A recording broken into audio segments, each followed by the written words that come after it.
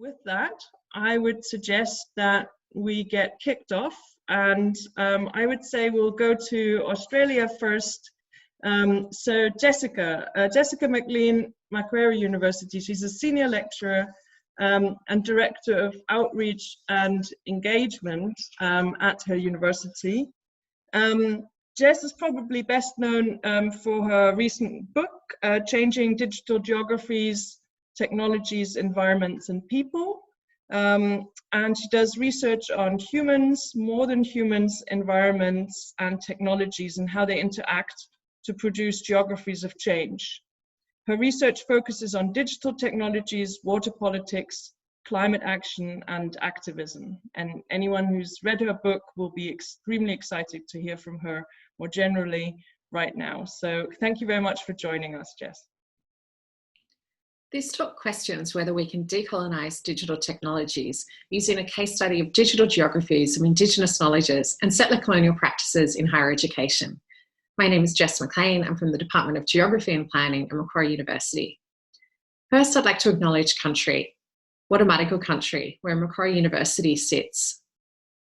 Gadigal country, where I'm talking with you from today. And Wiradjuri country, that grew me up. I want to acknowledge traditional custodians of these countries and recognise their continuing connections to land, waters and community, especially important as I am a non-Indigenous woman engaging with these questions of decolonisation. I'd like to thank Dorothea and Hannah for inviting me to talk today on this topic, and also the Digital Geographies Research Group. So this screenshot on this first slide is from the making of a film called Collisions. It's an immersive technologies film that uses drones to capture cultural burning on Martu country. It's a film made by Lynette Walworth and with Nyari Morgan. It's Nyari's story that is the centre of this film. I'll talk more about the content of the film in the body of this talk, but it was a key moment in shifting a resource management unit for third and master's level students in 2019. So to situate this research in the literature on digital technologies and questions of Indigenous resistance, I'd like to engage briefly with Carlson and Drea's introduction to their Media International Australia special issue on how Indigenous people have harnessed the affordances of social media to resist colonialism and to imagine new futures. They cite a number of really important and interesting examples of how this has happened. Bronwyn Carlson is an amazing scholar who leads Indigenous studies at Macquarie University, and I really encourage you to seek out her work if you haven't come across it already. So some of the ways in which social media and digital technology more broadly provide avenues for resistance to racism in many settings are cited here. Another one that I offer in my book, Changing Digital Geographies, is Indigenous Dads hashtag. What happened was that a really racist cartoon was circulated in mainstream media in Australia, and in response and countering these, many Indigenous Australian men, women and children shared their stories, their images, their narratives around what their dads meant to them under the hashtag Indigenous Dads. So it's important to bring to light how social media has a really strong double-edged sword, just like any form of digital technology in the worlds in which we live today. There are moments of empowering and generative thought and connection. There are also moments of destruction and negativity.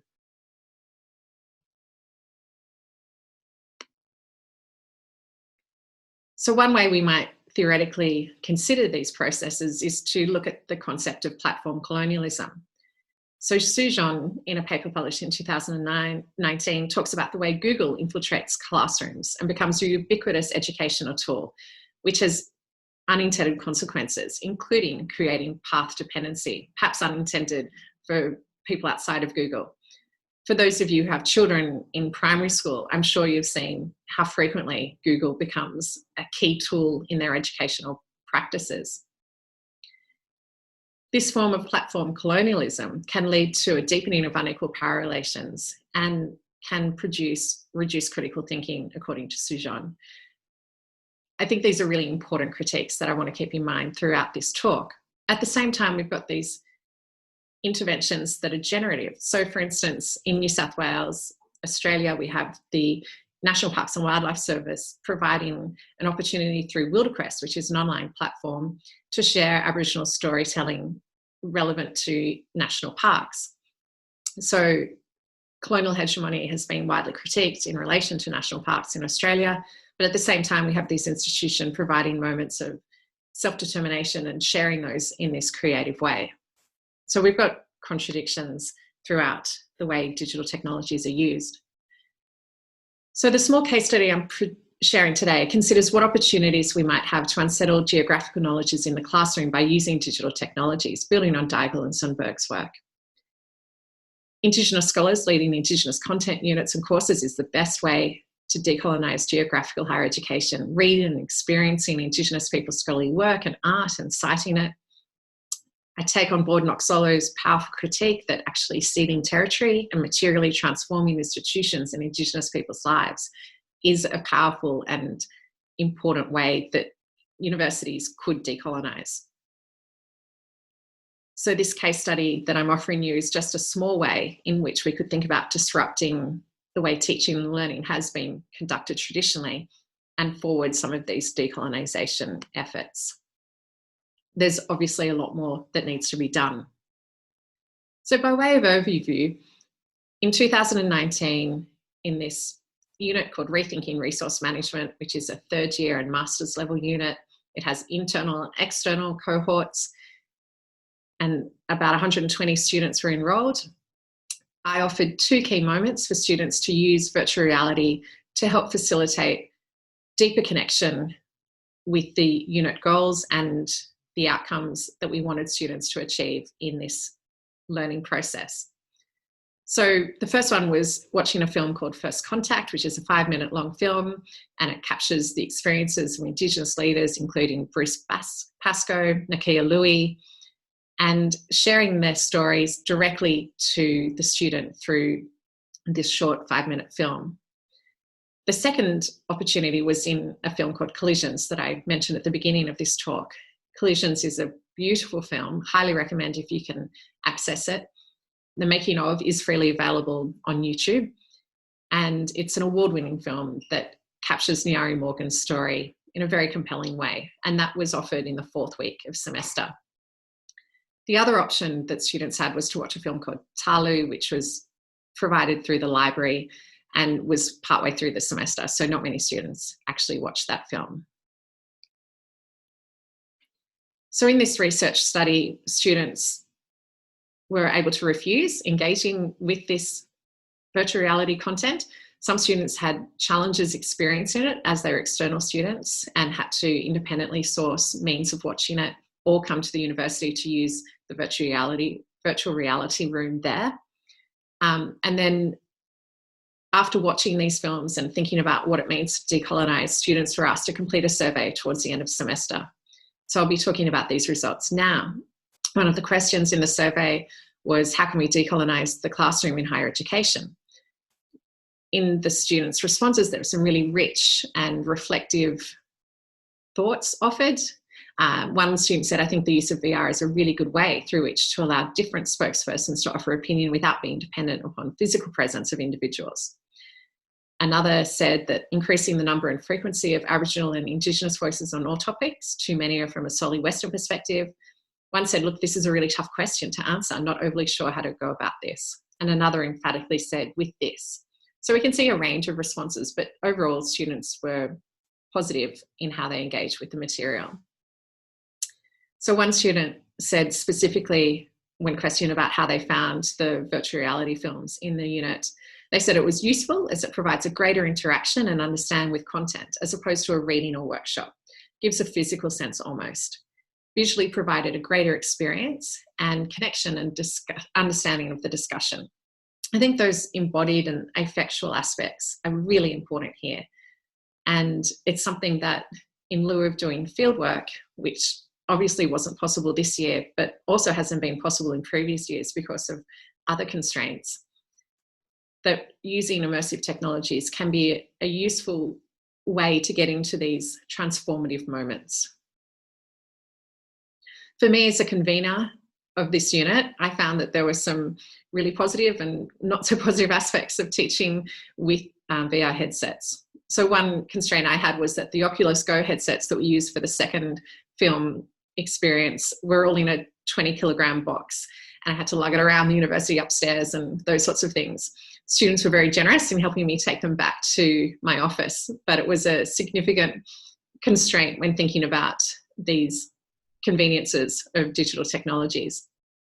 It was technically feasible thanks to an invisible network of tech support that became more visible as I started building that network within the university. It was contingent on those connections as well, of course. So it was really dependent on students' orientation to the tech as well. So VR use really comes with friction, both embodied and in terms of how people feel about that form of technology, their orientation to it. I think the best practice for working on sharing Indigenous excellence with VR is to have Indigenous produced ethical content and have a room set aside specifically for VR technologies. So this research project is just a small gesture to think about how we might change higher education to improve efforts of decolonisation. So it shouldn't replace instruction by Indigenous people who are properly paid for their work. I think that if you want to use ethical, appropriate digital technologies, and the more tools available to decolonise higher education, the better. I think it is useful from this small study as it reaches those who might not be so engaged with the other forms of tutorial activities such as role plays or conversations.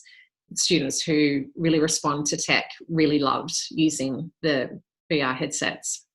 And it's interesting to note that other research has shown that it's useful to use immersive technologies in the classroom. Crucially, there must be more support for developing Indigenous-led virtual reality, and research on decolonising with VR is needed.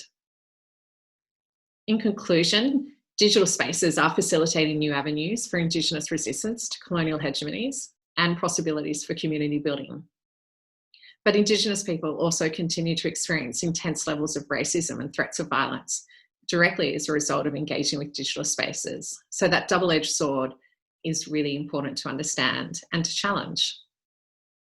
The polar possibilities of the more than real, thinking about digital geographies as not unreal or inferior to face-to-face learning practices or engagement, but more than real, as you can be transported and challenge traditional geographies.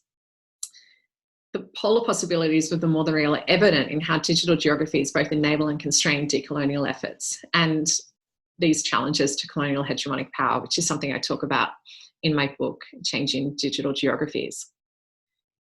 Thanks for engaging with this talk, and here's the references for it. Thank you very much. Thank you, Jess. And I'm going to sort of clap in the name of everyone. Some of you might have worked out that Zoom has a clapping hand symbol and so on, but you might find that over time. But thank you very much, Jess, and a wonderful way also to connect different parts of different subdisciplines that meet in the digital geographies as well. So the decolonization discussion is of course across geography, but geographers who are working in sort of development space, etc., are very much concerned with that at the moment, or more for some time now. And at the same time, we have quite a long tradition in our group talking about VR and games.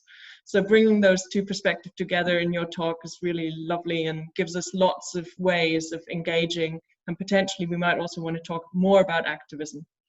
I will contain my enthusiasm and move on to the next speaker, who is going to be Professor Balaji Parthasarathy from India, and I'm delighted that Balaji agreed to speak to us. We've known each other for quite some time, working in this space around information technology and international cooperation and development. Balaji's interest is on focusing on the relationship between technological innovation, economic globalization, and social change. And in recent work, he's examined the political economy of the digital platform economy, frugal innovation, and smart cities. But we gave a very open portfolio as to what colleagues might speak about. So I'm just very keen to hear, Balaji, what you would like to contribute to this discussion. Thank you, Dorothea. Can you hear me? Yes. Yes. Okay. Thank you, and it's a pleasure to be here amongst many people whose names I recognize, some of whom I know very well. And what I thought I'd bring to the discussion today is to sort of draw from my own career. I've been working with the digital really for the last 25 years. I'm fairly old, if that doesn't tell you that. And looking at my first point of entry into looking at the digital and work that I'm currently doing, and looking at what the implications have been for research and for day-to-day practices. I'm not going to be touching upon teaching in this discussion. And my first entry was to look at the software industry and its growth in India, particularly in Bangalore. Now I'm looking at the platform economy. And so by comparing these two, I think there are certain insights we can gain. These are in 10 minutes, these are definitely only going to be very broad brush strokes, and I will keep it as short as possible, preferring a discussion instead. So let's go back to 1995 when I was a doctoral student along with Matt in the same department. And I was embarking on a dissertation to understand why Bangalore had grown rapidly as a center for global software production. In fact, people were referring to it as India's Silicon Valley, and there's a whole bunch of hype around that, right? So it's sudden sort of rise to prominence became a talking point, and I said, what's going on? And typically, most sort of people who wrote about it talked about, identified certain elements. There was the availability of digital infrastructure in the country.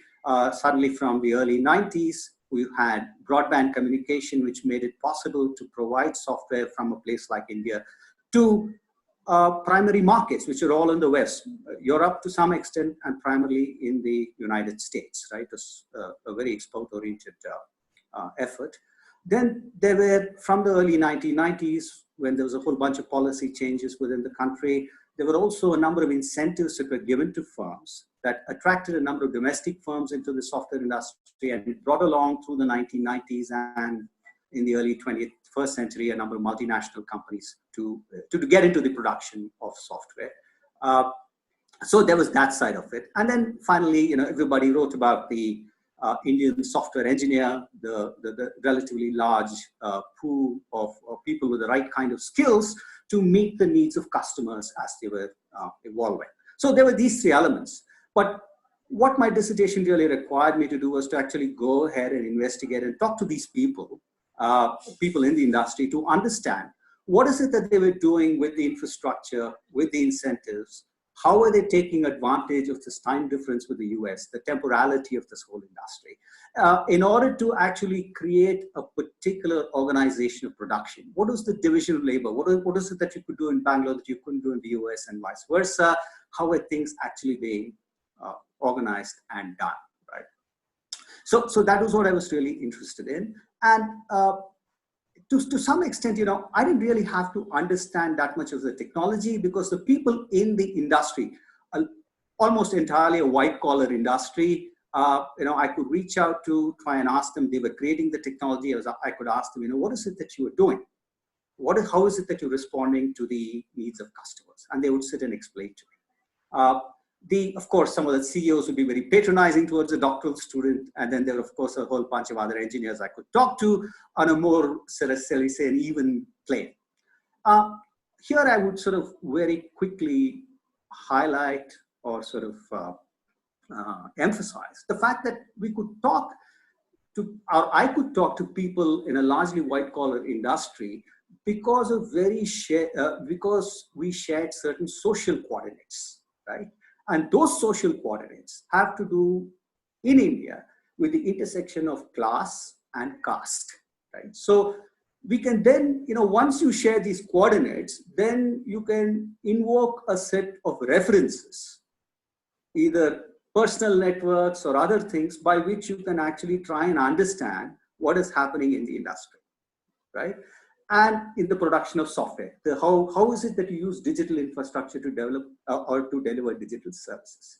The industry itself was largely an enclave economy. There was some multiplier effects through things like chauffeurs, those providing, you had nannies taking care of the kids at unearthly hours. You had people who were providing security services and so on. So you did have that, and you did see that construction labor to provide housing for these guys, right? But all the focus was on the white collar segment of the industry. Now this was, the 90s. Okay. Now let's fast forward now to this decade, and in the last maybe year or two, I've been spending a lot of time working on the platform economy.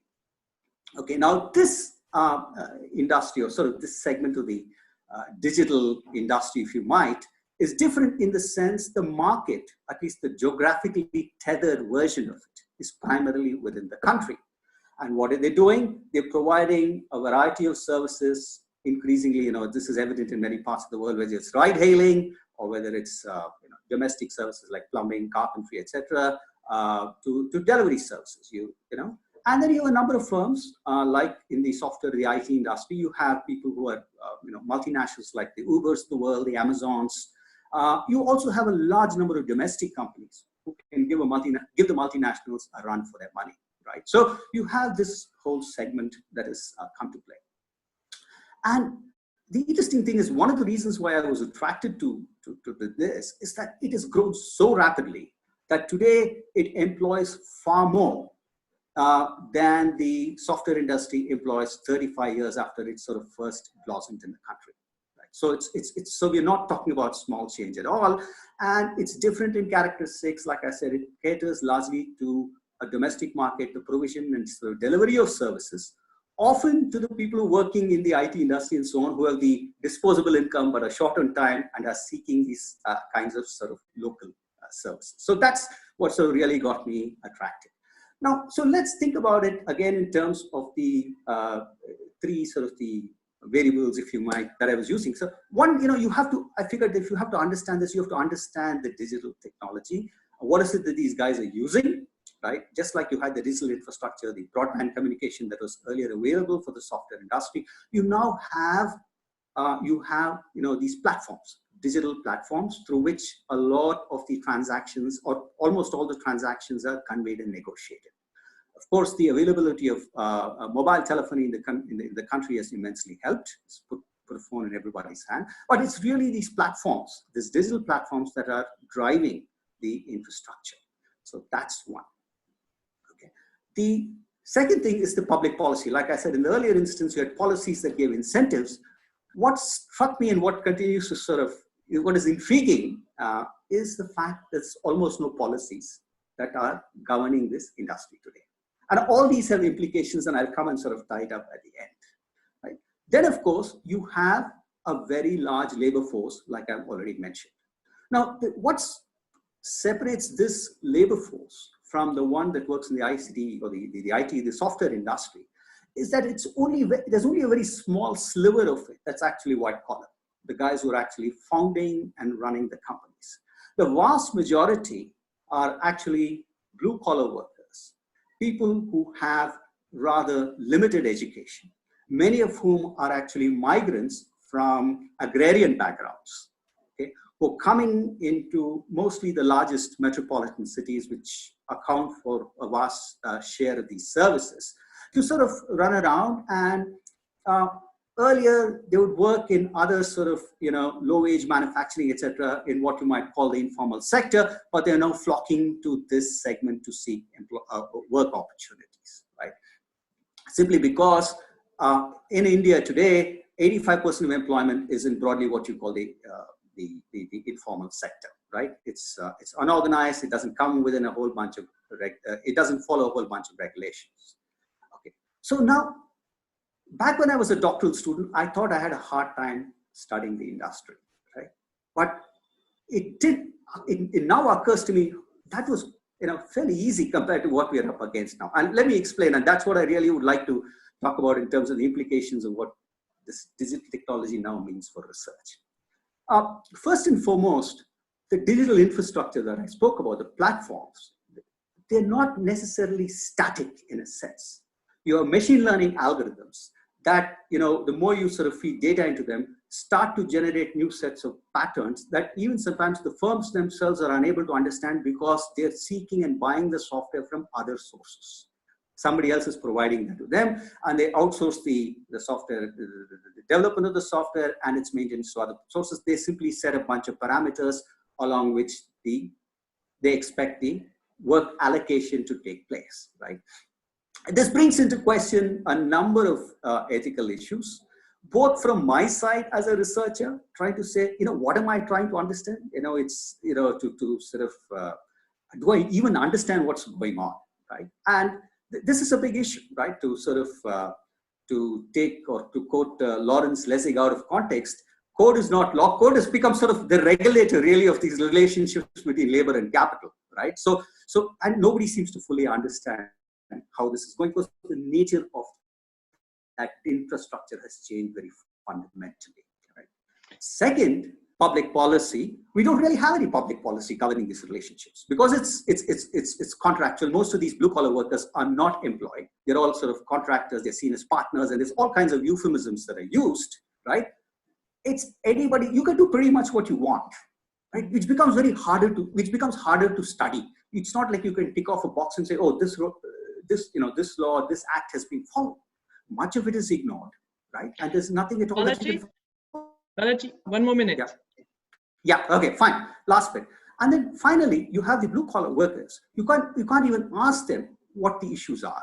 And there are two parts here that are like quickly finishable. First, even though we are talking about geographically tethered economies, the problem is there's an enormous social distance between somebody like me and them. Although I'm an Indian, they're Indians, the levels of education, etc., are vastly different. And what is even more complicated now in the times of the pandemic, on that social distance, you have physical distance, because many of these migrants have now chosen to go back to their villages or wherever it is that they come from. So it makes studying this sort of platform economy even more of a challenge. So what I'd like to really sort of sum up in the last sentence or two is to say that there was a certain digital sort of an economy or a sort of a digital geography that existed earlier that has changed now, and studying what we now have has become immensely more challenging due to a set of infrastructural and social and contexts. Thank you.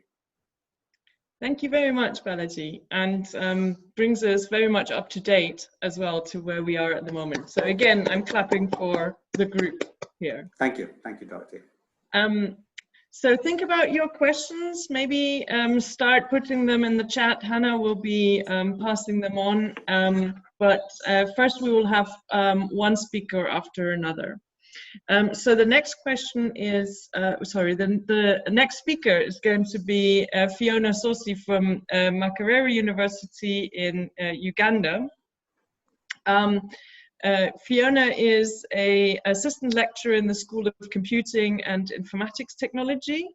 Her research focuses on using co-design to leverage the potential of ICT tools within the rural water management sector, and also with marginalized and vulnerable groups, such as the visually impaired, rural residents, and smallholder dairy farmers. And I've had the pleasure to talk and work with Fiona recently. I'm really keen to hear what you would like to contribute to our conversation. Fiona, over to you. 10 minutes, please. Okay, good afternoon, everyone. Thank you, Dorothea and Hannah, for the opportunity to be a part of Geographies. I am not a geographer, but I'm happy to be here. So a bit about me. I'm Ugandan and born and bred in Uganda. I'm a lecturer at Macquarie University, and I have been here actively teaching since 2007. I was retained after my undergraduate. So I started as a tutorial assistant, and then I got a scholarship to go to the UK to do a master's in information systems. And then I came back, and then I got a permanent position. So I've been teaching in Macquarie since 2007. I went away in 2014 to do a PhD at University of Cape Town, which I am finishing. But in this talk, I'll just quickly talk about how I have engaged with the digital in my teaching and my research work, which is mainly in co-design, which is a form of participatory design, but also community informatics. As Dorothea read in my bio, I am passionate about working with disadvantaged groups or marginalized communities. So how I have engaged with the digital, I hope my screen is clear, is it? Perfect. Okay, thank you. I've done some work with smallholder dairy farmers in Western Uganda, and here we were introducing a tool to help them. It was an information management platform to help them keep track of their production, to keep track of their animals and animal health and track productivity, because a lot of them were losing money, not knowing what's going on. They hire farm managers, and people milk cows and are not recording information anywhere. So farm owners or farm managers were losing money. They were not able to track what's going on their farms. So I worked with SNV to develop a tool for these farmers in 7 districts in Western Uganda. I've done a lot of work in rural water management.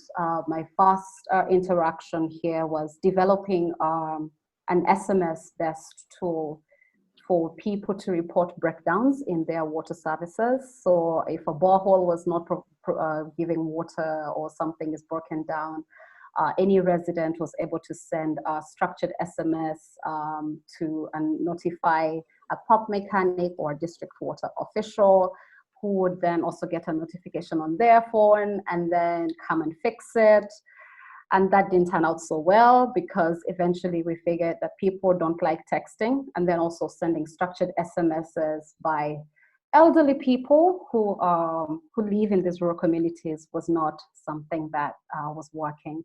A lot of them just prefer, getting their phone and just make a quick phone call of maybe 30 seconds and that's it. But with the way our system had been structured, with someone making a voice call, the system is not able to track that kind of information. So that kind of failed, and it's been a learning lesson. And that led me to using a different method of engaging with people, which is a more participatory, because it then gives me an opportunity or room to know what could be appropriate for that kind of environment.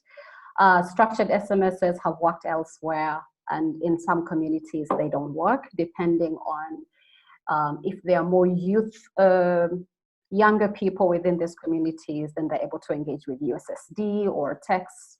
But when you have a lot of older people there, it's easier to have systems that use, voice or audio or than text.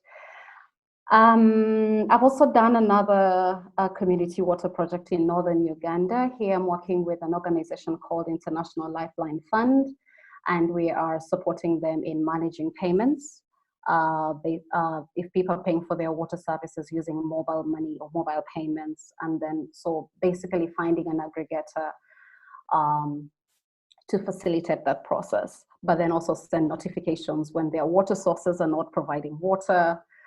I've had another project, which was my PhD project. For all these, I use co-design as my preferred methodology, because I engage more, and then I don't just develop something and then put it in the community and it just doesn't work.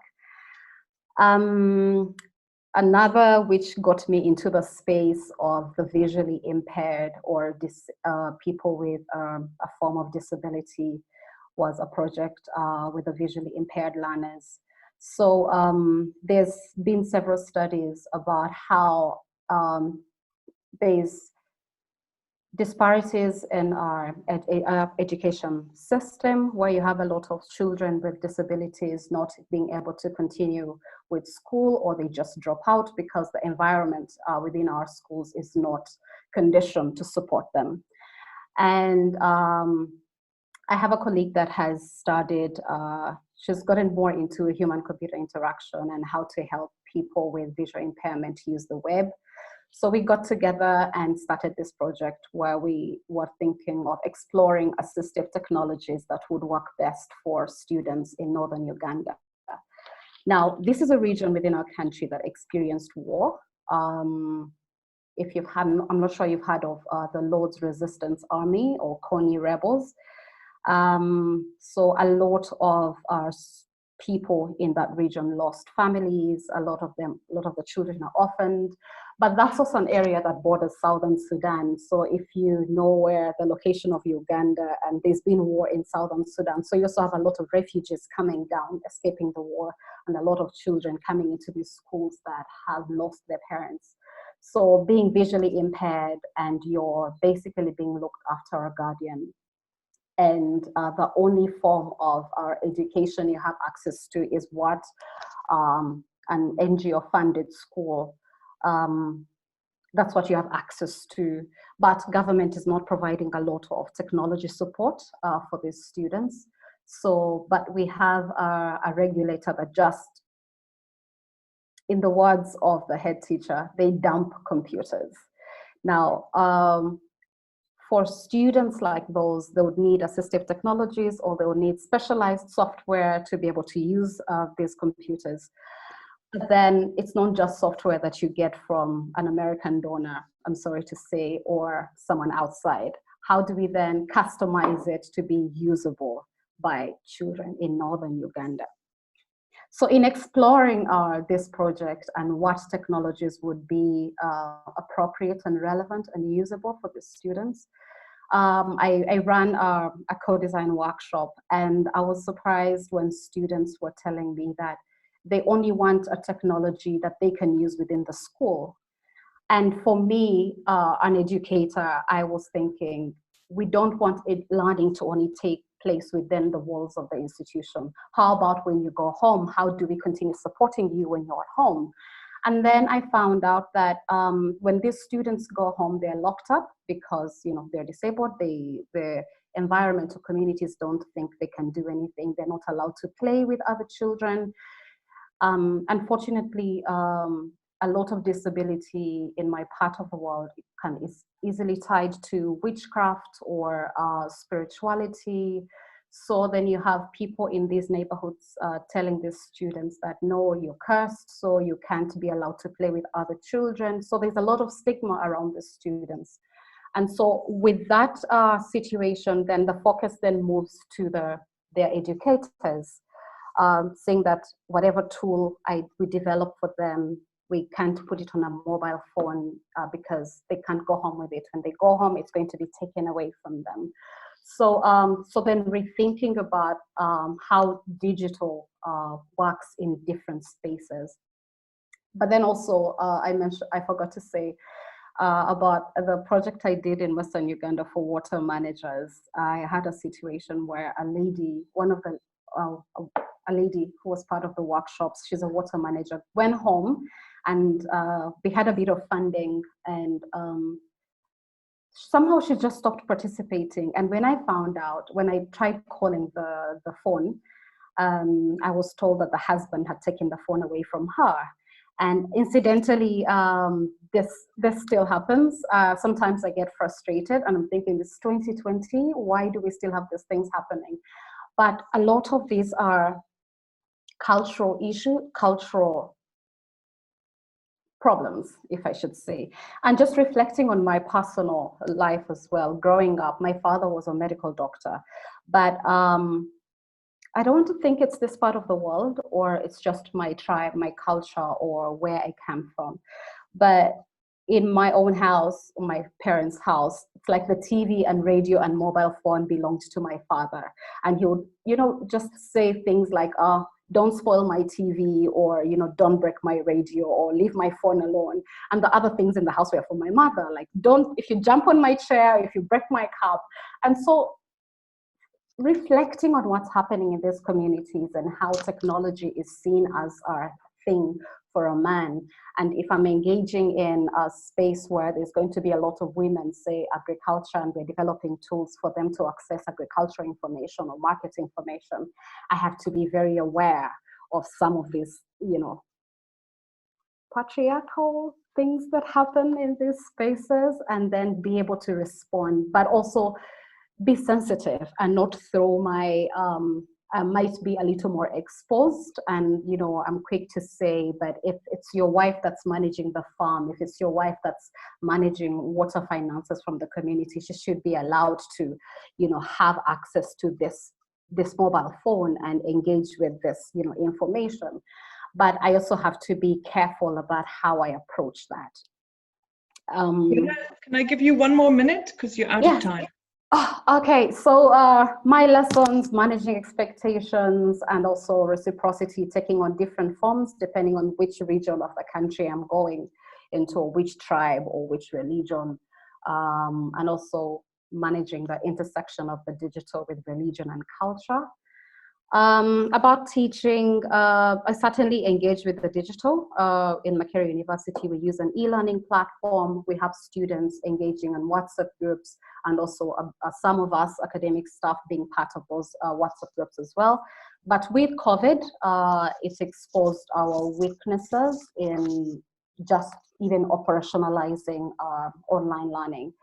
First of all, it's been a politicized situation where the president actually said universities don't even think about online learning or assessment during this time. Safety for students, also with a bit of inequality. We have students that come from very remote areas. They're not able to access internet where they are, and so we cannot even think about running online courses.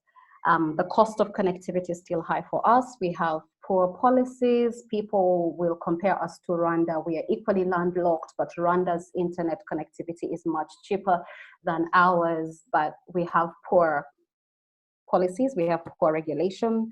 And I would just say this. One time someone tweeted that choosing an internet provider in Uganda it can be equated to choosing which STD to contract. As much as it's as gross as it might sound, that's the reality, that it's just difficult finding a service provider that will, you know, give you quality of service at an affordable cost. So if we, the staff, are struggling to even just remain connected, then what about our students? So there's not been any teaching during this pandemic. We're still locked down. We don't know how long it's going to take, but certainly COVID has exposed our need to rethink about, you know, we say we are doing e-learning, but it's more than just dumping content on an e-learning platform. But yeah, so what the approach the university is taking is training staff or colleagues who feel they're not able or they're not conversant with engaging with an online platform and managing really online learning, and we'll see how that goes. Thank you, Fiona. Lots more, and I hope we'll have a little bit of time, at least in questions, or possibly also the break to hear more. So thank you very much on behalf of all of us. Yes, with that, I'd like to go to our fourth speaker, and that's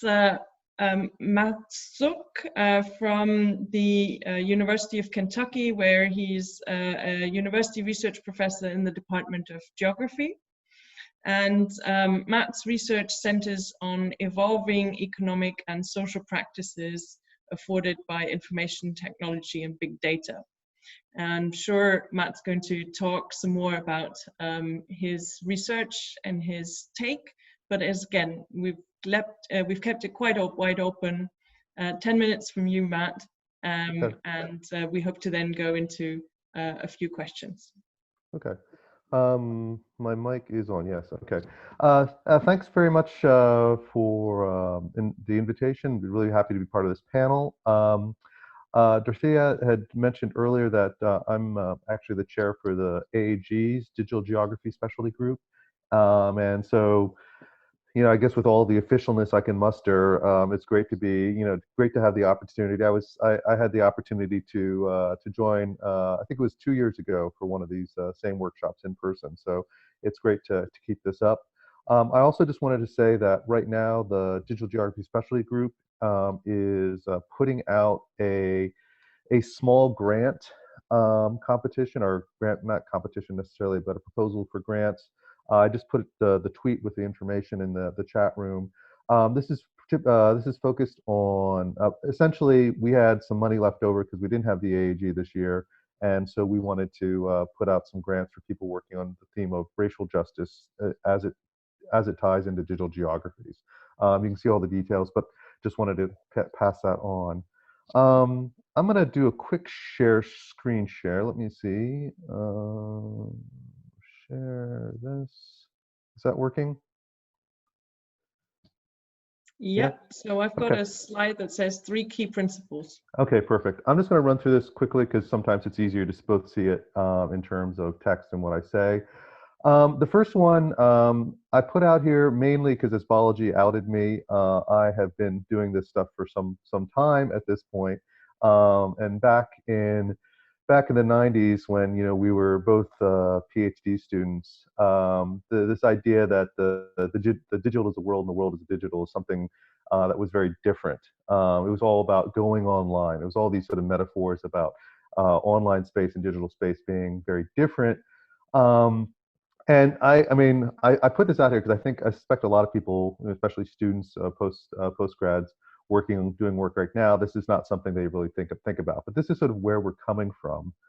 And I also just want to sort of add in this second idea that there's sort of a seduction of the digital and the seduction of big data, that there's somehow, and maybe this is just an affliction of people from my generation, that it seems sort of like, sort of smooth and technologically sort of nicely packaged together.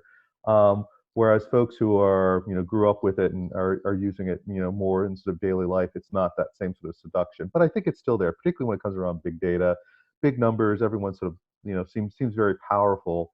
And so that's more just something I think we should keep in mind as we do, all these sorts of things, both in terms of research and teaching. That there's sort of we're invited to give it more power than we necessarily deserves, and we really should be spending a lot of time thinking about those moments that we're not thinking all that critically about how the digital is being used in our lives or being used in our research. And that's just sort of a general principle that I go forward with this. The second one is really situating the digital. This sort of builds on the first one. It's not, and again, this is, might be sort of preaching to the choir here within geography, that the digital isn't independent of its, histories and context. It comes from a certain places. It's socially constructed, however we want to talk about this. And that's a really important aspect of how we approach it. I mean, again, this is something that we're using, we're creating, particularly within, sort of forms of social media that are being used. It's something that there are certainly sort of centralized forces, centralized powers that have a lot of influence about what we see, how we experience this. And that's also coming from a particular place. I mean, there's, people talk a lot about the sort of influence of the Silicon Valley libertarian mindset on the way these apps and tools are being designed. So, keep that in mind. And the last is what I'm just going to call, that we should be thinking about going beyond. And this builds on this idea of going beyond the geotag, which is based on an article that I was a co-author on with a bunch of other people coming out of Kentucky, including Jeremy Crampton, who I think is on this call right now. Not sure if anyone else is, but the idea, I mean, at least for that article, sort of simply speaking, was just, we need to think about this. It came out right at the time when everyone was like sort of mapping social media for the first time, and we'd have lots of maps with like pins on a map, and it was really exciting. It was really powerful, but we also had, it was this idea that we can do more than just put pins on a map. How else do we use this sort of thing? I've messed up my order. Okay, anyway, so the more idea is going beyond the X. And so one of the ways that I'm doing this within my own sort of research and this work is going beyond just sort of residential data for studying urban phenomena. And yesterday I had the chance to sit in another virtual conference. This is one based out of Tartu, Estonia, called Mobile Tartu. And this is a lot of researchers working with mobile data, phone records, GPS tracking, other sort of things. And there's a lot of interesting work that's being done that is, essentially rather than choosing census data based on where people are sleeping, looking at how people are moving through urban space at during the day and during temporally. So you can see how mobility works, how people come together, even if they're segregated residentially. Sometimes they're coming together in certain spaces. What kind of spaces? How is behavioral space showing? It's a way to look at look at questions of particularly urban geography in this case. Gentrification is another nice example, using these kinds of data. So again, there's lots of potential for mixed methods here, and my whole order thing is messed up. Oh well. And I think this is actually sort of towards a research approach I want to sort of put across. I think it's an excellent time for particularly geographers, other social scientists to start working and collaborating with people coming from data science, computer science, and so forth. There's lots of interesting stuff out there. In general, my experience has been a lot of the computer scientists, people coming computer scientists, they're very good with the data and the algorithms. They're less good at asking sort of interesting social science or sort of geographical kind of questions.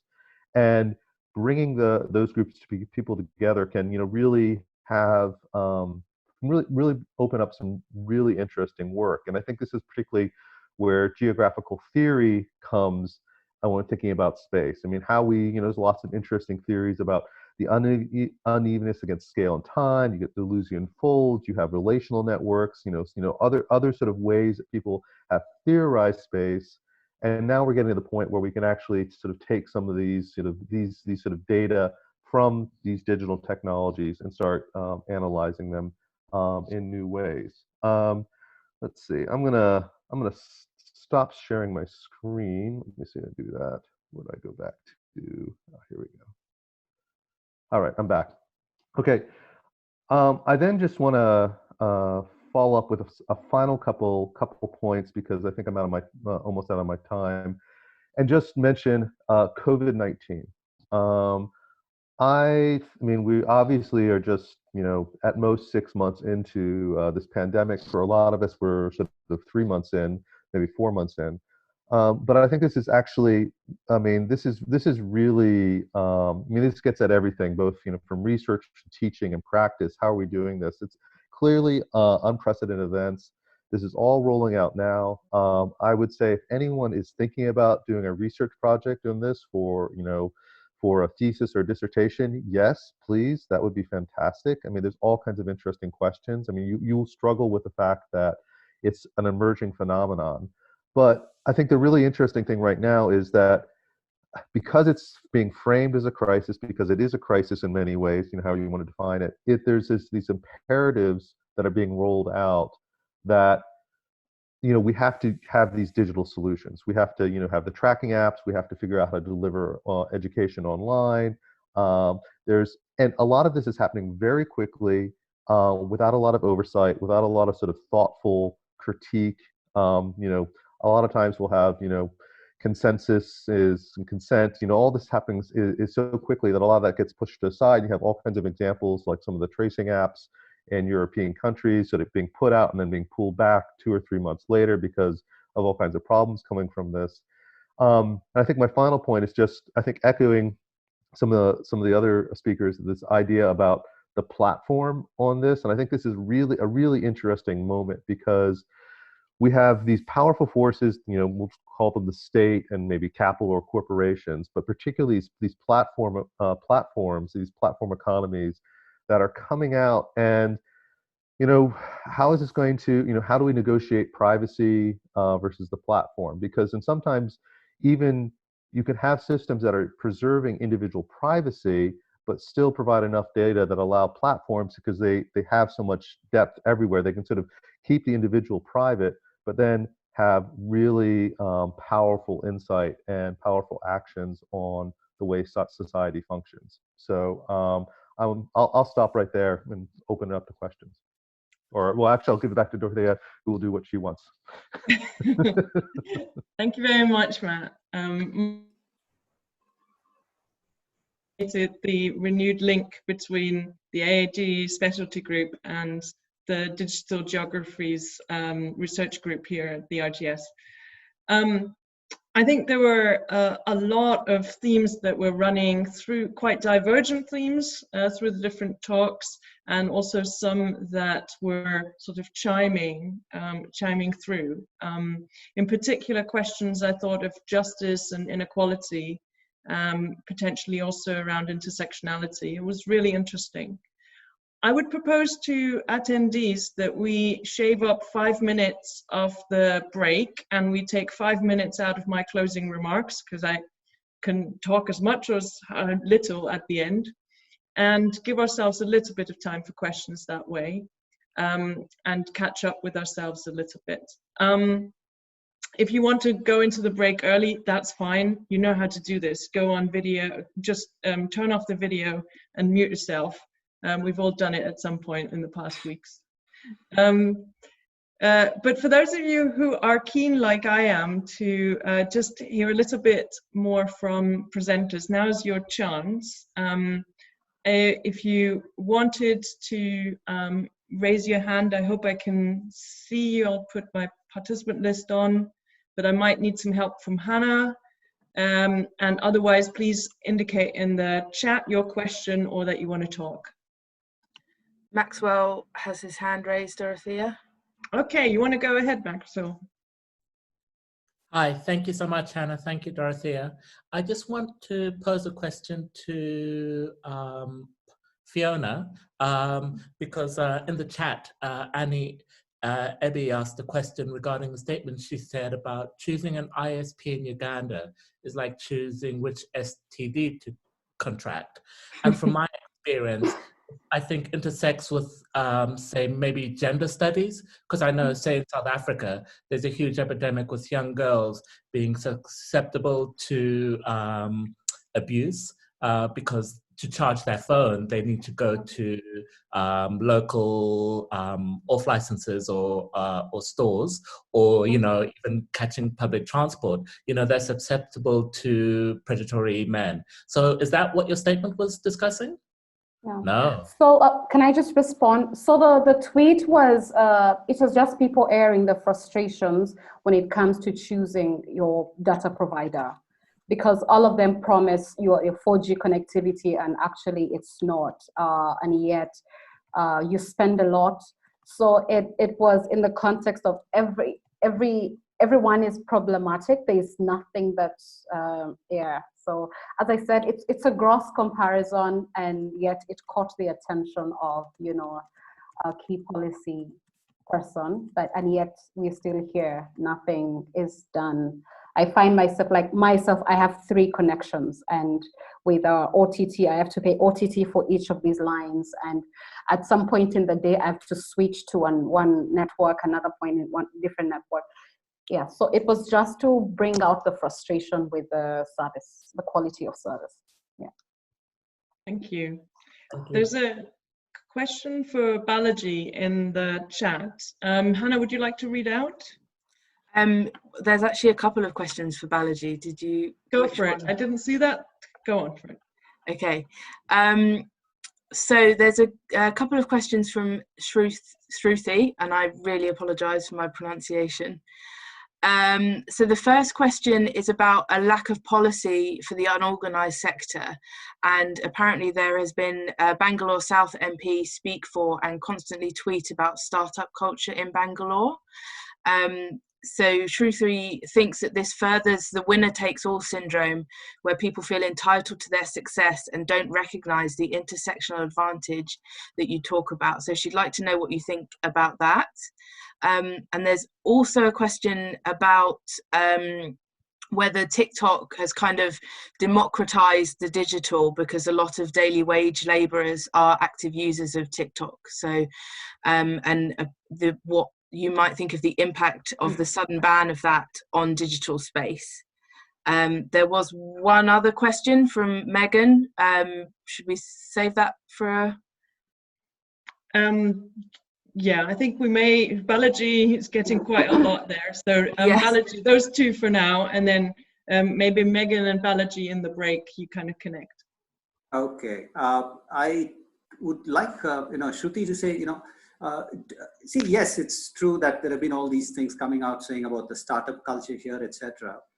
But when you say it doesn't, it says this furthers the winner-take-all syndrome. Yes, I agree, where people feel entitled to success and don't recognize the intersectional advantage that you talk about. I'm not sure what that term means. I'm not sure what you're referring to, Shruti, when you talk about the intersectional advantage that you're invoking.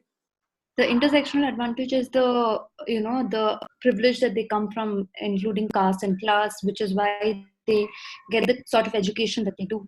So, and then they go on to, achieve what they do, but they really say it's because of their merit that they reached where they did. Oh yeah, I mean, I think you and I are in agreement on that matter, because I do think that, there is this still, I remember Matt in his presentation talked about this whole, optimism, this cheerleading really that was in Bangalore, particularly in the 1990s, about this being almost manna from heaven, information technology, the other way the country. Now we're seeing sort of some of the darker sides, or we were increasingly seeing some of the darker sides of this, and it's manifest and evident. And yes, people don't recognize or very easily overlook these aspects when they talk about, or they go gushing about the unicorns that many of these platform firms are, or how they're sort of providing employment to the underprivileged, etc. When really the conditions under which these are taking place leave a lot to be desired, to put it very mildly. As for the TikTok question, yes, it is widely used. The ban took place, 48 hours ago. For those of you who don't know, this is a bit of a tussle going on up in the northern part of the country along the Himalayas, and so this is, or sort of getting back at China or whatever. But the thing is, that's an empirical question. We really need to wait and see what happens. It's too soon to be able to say what the outcome is going to be. Yeah, I'll stop here. Okay. I suggest we take one or two more questions. So Hannah, what would you like to highlight? Or has somebody got their hands raised? So yes, Claire Forster has her hand raised. There we go. Okay, so I'm just hoping that my, can you hear me? Yes, we can hear you, Claire. Because I'm unfortunately not blessed with technology that loves me. But anyway, so I've also posted my question into the chat room. So I was asking, I've got tons of questions, but for now I'm focusing on Fiona first. I would like to get a little bit more of an insight into how your participants contributed to the co-designing of your research studies. And also with regards to your comment about witchcraft beliefs and other spiritual, let's say, add-ons to technology or media that come from the community. I was wondering, perhaps, if you include those beliefs and associations with certain, let's say, quote-unquote Western technologies, if you use that in co-designing processes, maybe we can, as researchers, find out novel interpretations of what we take for granted. And yeah, so I would be intrigued to learn if you have found any of that insight coming from the vernacular wisdoms of your communities in your work. Thank you. Great, and maybe I can put a rider on that. Jess, I wasn't clear whether you use participatory methodologies as well. If you wanted to kind of comment there as well, it might be an interesting complementary perspective. So first to Fiona and then maybe to Jess. Hi, if I could just respond about on the how my participants engage in the co-design. So it depends on the. So I do action research. So I basically have cycles planned for, and depending on what the objective is, if we're just going to do some contextual inquiry, or if we're going to actually come up with a design or an interface of of a tool, or if it's just going to be a bit of evaluation and doing a redesign of the interface, or just having a discussion on user experience. So it depends on the objective of that particular cycle. But I always try to plan for the workshops, and I send information beforehand to. I have a what you'd call a champion, or someone that have an intermediary. And so I have students or dairy farmers or water managers all contributing to what they want, or it could just be information flow, or it could be appearance of, you know, the user interface, or what the icons should be and what they mean for them. So yeah, I don't know if I've answered you. At the bit about witchcraft, for me, it is more about understanding the environment within which this technology is situated and where the people are coming from, and basically understanding what the effect these issues or these concerns within the environment can have on either the uptake of the technology or them just abandoning it, and also just and these things informing the shape that the technology takes. And so if someone tells me that I'm not able to take this device with me home, and then I'm asking, but why? And then she tells me, because when I go home, I'm just going to be locked up, or when I go home, I'm not allowed to even engage with anyone else within my community because of my disability, or because, you know, maybe I'm a woman and so the phone is going to be taken away by my husband. So for me, it is more, it helps me inform, you know, certain decisions that I have to take with regards to what's really appropriate, or how to even shape it further, or how to maybe abandon it altogether. Thank you, Fiona. And Jess, did you want to jump in there, or? Yeah, sure, thanks. It's a really interesting question, Dorothea.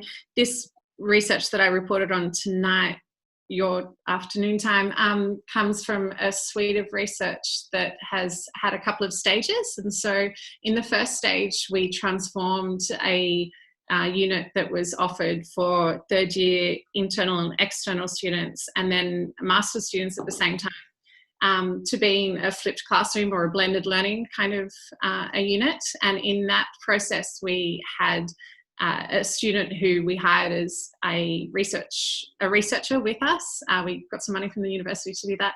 And that was a really nice opportunity to get someone who had graduated from the unit the year before to reflect on how the unit went. And then in the next stage of the research, we also involved students who are actually doing the unit in the writing of a research paper that was published in Geoforum that was talking about decolonising learning and whether you can do that in a neoliberal environment.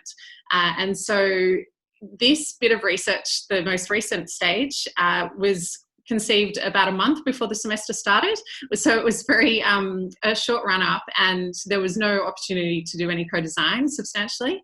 But I think the students became co-participants in the research by their activity within it, and whether they chose to do the survey or not, whether they chose to do the VR activities or not. I couldn't force anyone to put on a VR headset. I invited them. Some people walked away, didn't want to do it. Some people didn't want to take their makeup off. Some people thought it might make them too nauseous. So it was really interesting to see how people selectively engaged with the research process. Thank you. And please feel free just to post the link to that article into the chat. I'd be really grateful if you would.